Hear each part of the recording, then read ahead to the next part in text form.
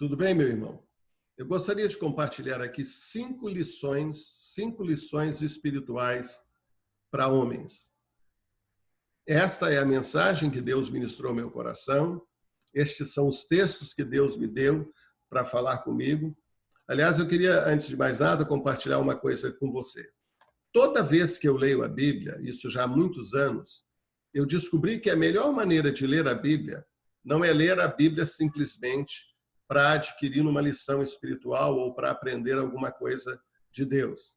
Eu aprendi que a melhor maneira de eu ler a Bíblia é eu ler a Bíblia, estudar a palavra contra mim. Então, quando eu abro as Escrituras, eu vou ler o texto e perguntar o que esse texto está ensinando para mim. Mais do que isso, o que esse texto está querendo me corrigir? O que esta palavra? Poucos dias atrás, eu estava lendo um texto da Bíblia, e eu estava lendo até correndo, e de repente um versículo saltou. E eu vi que esse versículo mexeu comigo, que estava me corrigindo, e me feriu. A palavra de Deus, a mensagem de Deus fere. E quando eu li, eu quis correr e passar para frente. Eu não queria tratar daquele assunto. Aí eu senti, não, eu tenho que voltar. E eu voltei lá com mais calma e li aquele versículo, e aquele versículo estava falando exatamente aquilo que eu precisava corrigir, porque aquele texto me feriu. Eu quero falar de 5 lições espirituais para homens, mas te dar a certeza de que antes estes versículos e esta mensagem falou para mim. Eu postei um vídeo no grupo e esse vídeo pode ter escandalizado alguns e eu queria, e fiz de propósito, mas eu queria que você, com amor, com paciência, me escutasse aí por alguns minutos, me assistisse por alguns minutos e eu vou te falar as lições que este vídeo, ou melhor ainda, que nós podemos tirar deste vídeo, mas principalmente desses versículos da Escritura que eu quero compartilhar com você. Vou ser breve. Mateus 5, versículo 28. Eu, porém, vos digo que qualquer que atentar numa mulher para a cobiçar, já em seu coração cometeu adultério com ela. Eu, porém, vos digo que qualquer um, ou qualquer pode ser eu, pode ser você, pode ser o seu vizinho, pode ser o seu filho, pode ser o seu irmão, é qualquer. Só que não é com ele que é o problema, não é com a mulher que passou diante dos meus olhos que o carro pega. Não, é comigo. Este homem que vai de manhã ou à noite diante do espelho para fazer a barba, e eu estou fazendo a barba e estou olhando para mim. É você, Josimar, que é o problema. É você, Josimar, que precisa de correção. É você, Josimar, que precisa tomar as rédeas da sua vida. É você, Josimar, que precisa assumir as responsabilidades. É você, Josimar, que precisa assumir ser homem. E quando esta palavra vem ao meu encontro, ou vai ao seu encontro, é hora, no meu caso, de eu assumir responsabilidade. Fica fácil, porque se o problema sou eu, se a questão é comigo, eu posso resolver. Se é com alguém da minha família ou com uma amiga, eu não posso resolver para ele. Mas se é comigo, eu tenho a responsabilidade de resolver e eu tenho condições de tomar decisões para resolver isso. O problema não é o vídeo que eu vi, não é a mensagem que eu recebi, não é a oferta que eu recebi no Facebook, não é a fotografia que eu recebi, não é a piada suja que eu recebi, não é aquela coisa indecente que passou diante dos meus olhos. Isso não é o problema. O problema é comigo, como eu reajo a isso. O texto diz que se eu olhar para uma mulher com um olhar impuro, eu cometi adultério com ela. Isso é muito mais sério do que é uma coisa assim. Talvez você esteja, por exemplo, vivendo uma abstinência ou esteja passando. Mesmo assim, não foge a sua responsabilidade, não foge a minha responsabilidade. A Bíblia diz fugir da aparência do mal. fugir da tentação. Eu, esses dias, conversando com um irmão, um homem de Deus, e eu, sinceramente, gosto de conversar com ele, ele me disse: Josimar, cuidado com fulana. Não que ele estava colocando a culpa nela, não. Ele estava dizendo o seguinte: cuidado para você não entrar numa situação, você sendo um homem de Deus, que está querendo fazer o bem, que está querendo ajudar, que está querendo aconselhar. Ele falava do meu cuidado pastoral para com essa irmã. Cuidado para você não cair numa cilada. Eu mesmo disse a um jovem muito querido esses dias, o Senhor me deu uma palavra e disse: cuidado, você vai cair, você está correndo o risco de cair numa cilada. Um outro irmão orou por ele, falou a mesma coisa. O problema não é a cilada, o problema não é o outro, o problema não é a outra, o problema é como eu e você vamos lidar com isso. Eu, por exemplo, não aconselho mulheres sozinho. Raramente, absurdamente, eu vou sempre acompanhar ou aconselhar uma mulher se a minha esposa estiver do lado ou se um outro homem estiver do lado. Eu não vou correr esse risco. Por quê? Porque está lá na Bíblia de que são as mulheres mais velhas que aconselham as mulheres mais novas. Homem casado, especialmente, não tem amizade com outra mulher. Ela é minha amiga. Não. Eu não posso me sujeitar a isso. Porque agora eu vou criar um monte de ritual, não faço isso, não faço aquilo. A Bíblia diz que não toques, não manuseies, não pode isso, não pode aquilo. Tem gente que vive assim. Isso é, inclusive, uma religiosidade. E o apóstolo Paulo fala lá em Colossenses que isso não tem valor nenhum contra a sensualidade. Isso não tem valor nenhum. Mas que nós precisamos ter cuidado e fugir da aparência do mal. Que nós temos que ter cuidado, sim, nós temos que ter. Essa é a primeira lição de que o problema ou a questão é comigo e não com a outra e não com os outros. Eu é que resolvo a minha vida. Eu é que posso olhar para uma mulher com um olhar impuro. Eu é que posso cometer adultério com ela e ela nem ficar sabendo. Então, você que está na sua caminhada com Jesus precisa observar isso, precisa pedir ao Senhor para te ajudar. Em Tito, capítulo 1, versículo 15, eu demorei aqui para abrir, me dá um minutinho, por favor. Tito, né? Capítulo 1, versículo 15, eu devia ter anotado isso antes, diz assim: todas as coisas são puras para os puros, mas nada é puro para os contaminados e infiéis. Antes o seu entendimento e consciência estão contaminados. Eu tenho uns meninos na minha vida em que eles têm um grupo e nesse grupo eles contam piada, eles fazem coisa de menino. E esses dias eu vi uma coisa que eu falei: meninos, vocês estão brincando com isso? E eu achei que havia uma maldade deles, assim, estavam em pecado, quando na verdade não havia nada disso. Eles estavam se divertindo com uma situação que, se colocar o que ele colocou num grupo de adultos, de marmanjos, teria sido talvez um escândalo.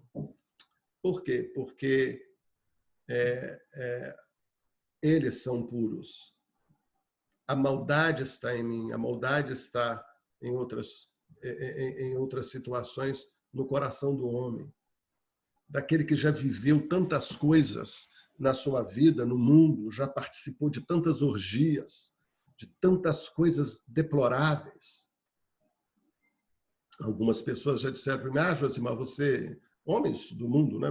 Você é meio ingênuo. Que bom que eu sou ingênuo. Que bom que eu não vou colocar maldade, porque eu não vivi o que eles viveram. Se você já viveu alguma coisa assim na sua vida, no seu passado, você que está começando a caminhar com Jesus agora, viveu situações com muitas mulheres, viveu situações, seja lá o que for, é preciso pedir a Jesus para fazer de você puro.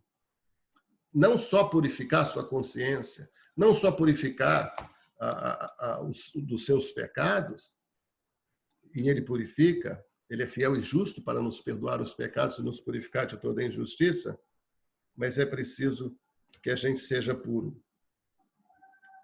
Agora, aquele que é contaminado, aquele que é infiel, tudo que ele vê, até uma coisa na parede que não tem nada a ver com imoralidade, com indecência, ele vê. Ele olha para uma árvore, ele vê imoralidade. Ele olha para uma planta, ele vê imoralidade. Ele olha para qualquer coisa nesse mundo, ele vê imoralidade. Ele sempre leva para o lado negativo. Ele sempre leva para o lado da pecaminosidade. Ele sempre leva para o lado daquilo que não é santo. E o que o Senhor está dizendo aqui, o Espírito está dizendo, é que todas as coisas são puras para os puros. Agora, nada é puro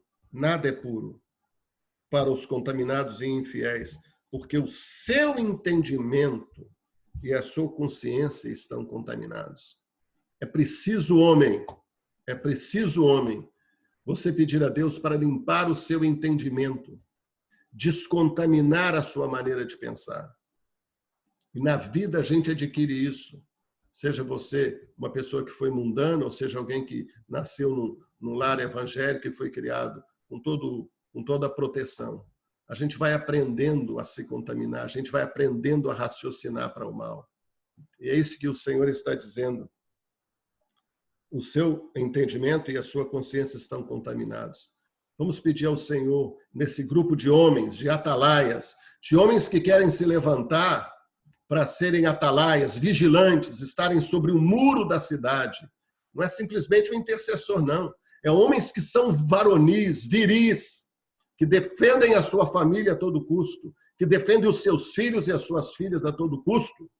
Sim, é esse tipo de mensagem que nós precisamos aprender com o Senhor, de sermos atalaias que não tenham as mentes contaminadas, que não tenham as mentes impuras, mas que sejamos puros, de tal maneira que naturalmente qualquer pensamento, qualquer desejo maligno, qualquer imoralidade a gente rejeite, não porque tem que fazer força para isso, mas naturalmente. A gente não pega. É aquele moço, aquele homem que ouve uma piada, está todo mundo zombando e ele está assim com cara de tacho, de bobo, porque ele não sabe. Espero que você esteja entendendo. A terceira lição está em Jó, capítulo 31, versículo 1. Fiz concerto com os meus olhos. Como, pois, o fixaria numa virgem? Porque qual seria a parte de Deus vinda de cima ou a herança do Todo-Poderoso desde as alturas? A herança do Todo-Poderoso é que a mulher prudente ela vem do Senhor, que a mulher virtuosa ela vem do Senhor. Quantos jovens atalaias que estão pensando em se casar e ficam procurando namorar, porque esse é o modo do mundo, é o jeito do mundo. E há uma vantagem que as pessoas contam em dizer que eu namorei tantas meninas, eu namorei até moças, meu Deus, eu namorei tantos meninos, experimentei, curti a vida. Não, eu tenho uma aliança com os meus olhos. Qual é a aliança que você tem com os seus olhos, que eu tenho com os meus olhos? Olhando firmemente para o autor e consumador da minha fé. O meu olhar é Jesus. Eu não tenho outra atenção senão para Jesus. Eu tenho uma aliança com os meus olhos de olhar para Jesus, de viver para Jesus, de me importar só com Jesus, de me ocupar só com Jesus, de estar totalmente envolvido com o Senhor. Essa é a minha aliança. Como, pois, fixaria os meus olhos numa virgem? Como eu poderia olhar para uma mulher com olhos impuros? Eu estou olhando, você que é jovem, eu estou olhando para minha esposa. Eu nem sei quem ela é ainda, mas eu estou olhando para ela. Eu estou me conservando para ela. Eu estou me santificando, me purificando para ela. Me santificar não é você deixar de fazer o mal, não. É você aceitar a obra que Jesus fez na sua vida. Porque se você nasceu de novo, você é santo. A sua mente é santa, o seu corpo é santo, tudo seu é santo. E agora você vai purificar-se a si mesmo para o Senhor e já se reservando para aquela que o Senhor já separou para você. Em Efésios, capítulo 5, tem a quarta lição. Sede, pois, imitadores de Deus como filhos amados, e andai em amor, como também Cristo vos amou e se entregou a si mesmo por nós, em oferta e sacrifício a Deus em cheiro suave. Mas a prostituição e toda impureza ou avareza nem ainda se nomeie entre vós como convém a santos. Nem torpezas, nem palavras indecentes, nem brincadeiras indecentes, que não convém, mas antes ações de graça. A brincadeira indecente, o palavrão, a piada indecente, aquilo que é feito com a intenção realmente de fazer maldade, de produzir maldade, é isso que o texto está dizendo. Mas há pessoas, por exemplo, que qualquer coisa que falam para ele, qualquer piada, qualquer imagem, mesmo aquelas que não deveriam ser, ele coloca maldade. Ele tem a sensação de que aquilo é mal. Eu espero que você esteja me entendendo e peço ao Espírito de Deus para te revelar isso. Primeiro, que o problema não é o outro, não é aquilo que você vê. Minha esposa sabe disso, eu mostro para ela. Eu sou uma pessoa, de certa forma, pública, e eu recebo no meu celular convites do Facebook, um monte de coisa absurda que aparece. E eu já tenho esse dedinho aqui, ó, esse apontador treinado para apagar, treinado para deletar, treinado para dizer não, treinado para bloquear, porque eu tenho uma aliança com Jesus, eu tenho uma aliança com o Senhor, eu tenho uma aliança com o meu Deus, eu tenho uma aliança com Jesus. Então, se eu estiver a 5.000 milhas longe da minha casa, 10.000 milhas, lá no outro lado do mundo, eu sou fiel à minha esposa porque eu tenho uma aliança primeiro com Jesus. E é com isso que eu quero terminar a quinta lição, que está em Malaquias. Malaquias, capítulo 2, versículo 10. Malaquias 2:10. Malaquias 2:10. Nós não temos nós todos um mesmo Pai, não nos criou um mesmo Deus, por que seremos desleais uns para com os outros, profanando a aliança dos nossos pais? Judá foi desleal e abominação se cometeu em Israel. Abominação. Abominação é uma coisa detestável, uma coisa absurda, que Deus abomina, que Deus detesta. Uma coisa cometeu-se em Israel que é uma abominação, porque Judá profanou a santidade do Senhor, a qual ele ama, e se casou com a filha de um Deus estranho. Com a filha de Deus estranho. Aí o versículo 13 diz assim: ainda fazeis isto, cobris o altar do Senhor de lágrimas, de choros e de gemidos. Se eu fosse aplicar hoje, eu poderia dizer, você vai lá para o templo, para a igreja, e fica chorando, e geme, e fala, e grita, oh meu Deus, e toda aquela performance, de sorte que ele não olha mais para a oferta, nem aceitará com prazer da vossa mão, mesmo que você fique chorando. E dizeis, por quê? Por que você vai para lá e fica chorando, gritando, e Deus não aceita mais a oferta da sua mão? Porque o Senhor foi testemunha entre ti e a mulher da tua mocidade, com a qual tu fostes desleal, sendo ela tua companheira e a mulher do teu concerto e a mulher da tua aliança. Você casou com uma moça, não foi simplesmente um ato civil, não foi simplesmente um acordo que você fez, não é simplesmente um casamento em que você tem cláusulas que, se não der certo, você separa. A palavra de Deus diz que o casamento é uma aliança, é um concerto que não pode ser quebrado, é uma aliança que não pode ser dissolvida, não pode. Quantos de vocês são novos na fé, estão conhecendo a Jesus, que ainda carregam o padrão do mundo? Se não deu certo, separa. Se não deu certo, arruma outra. Essa é a linguagem do mundo, mas não é a linguagem de Deus. A linguagem de Deus é que o casamento é uma aliança, é mais do que um compromisso, é mais do que um acordo, é uma aliança, é uma situação de apego total. em que não tem como separar. Não é um contrato, é uma aliança. E esta aliança é perpétua. Esta aliança é eterna.